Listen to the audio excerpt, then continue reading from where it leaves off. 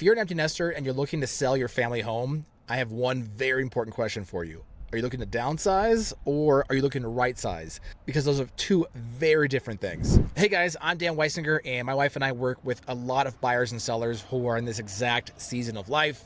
The house is way too big, the kids are now gone, and now we want to find something that is simpler, easy to maintain. But here's what I don't want to see happen to you guys, and I'm starting to see this all the time. So my wife and I finished this remodel in Scottsdale, single family home, 4-bed, 2.5 bath, about 2,200 square feet in a great neighborhood. And predominantly the buyers that came through our open houses were the empty nesters. And a lot of the conversations that we had with those potential buyers were, we retired, we sold the big house, and then we bought the condo that was 800 square feet or 1,400 square feet, something like that. And they realized pretty quickly that they couldn't have their friends and family stay at their house, or their grandkids are local, and a lot of times to help out their family, they'll watch the grandkids for the weekend, or they'll stay for the week or however long.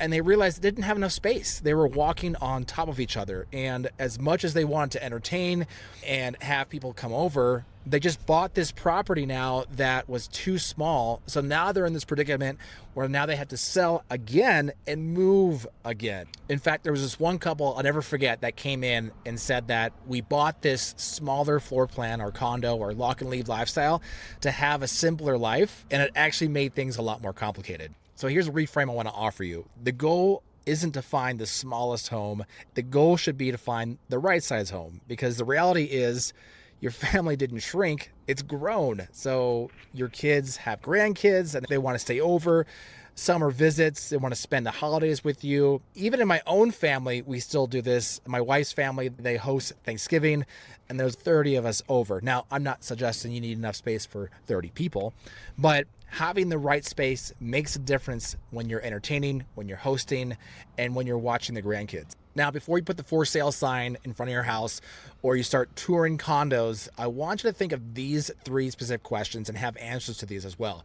1, how often does your family visit and how long do they stay?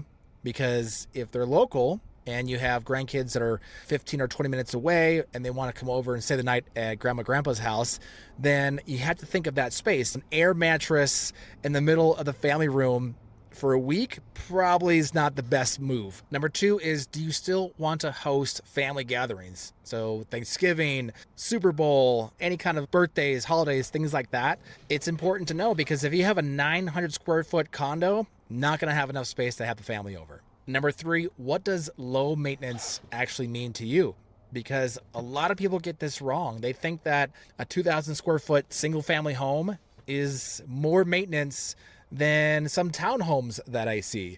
In fact, a lot of zero-scape single-family homes, one level, even with a pool, can be a lot less maintenance than some of these townhomes or condos with ridiculous sky-high HOAs. I've seen areas in Scottsdale where my clients have purchased, because they wanted a condo, where it has a $1,500 a month HOA. It would cost a lot less maintenance to buy that single family house and no HOA with the pool, and have a weekly person to maintain the yard or the pool, what have you, and still have enough money left over to do pretty much anything you want to do. Now, some other really important factors to consider is going to be a split floor plan. So that means that the master bedroom's on one side, you've got the family or living room area, and the secondary bedrooms on the other side of the house. It's always good to have that separation, especially if the grandkids are going to be up late or making a lot of noise or having fun.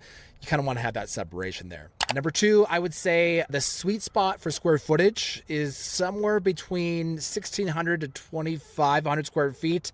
It can vary, but that's probably the sweet spot as far as a low maintenance single family house. And location is going to be always important. Do you want to be within 15 to 20 minutes of your family? Because you might be able to find those houses that are that split floor plan, low maintenance single family home, but if it's a half hour away and now you rarely see your grandkids because it's a trek to get back and forth, there's a real sweet spot to finding the distance between your family. My goal today really was to help you start thinking about what this next chapter looks like, because I'm having more conversations with buyers in this exact scenario, and I want to help you avoid making that mistake where you buy something too small and then realize a year or two later that, hey, you know what, we actually need a little bit more space.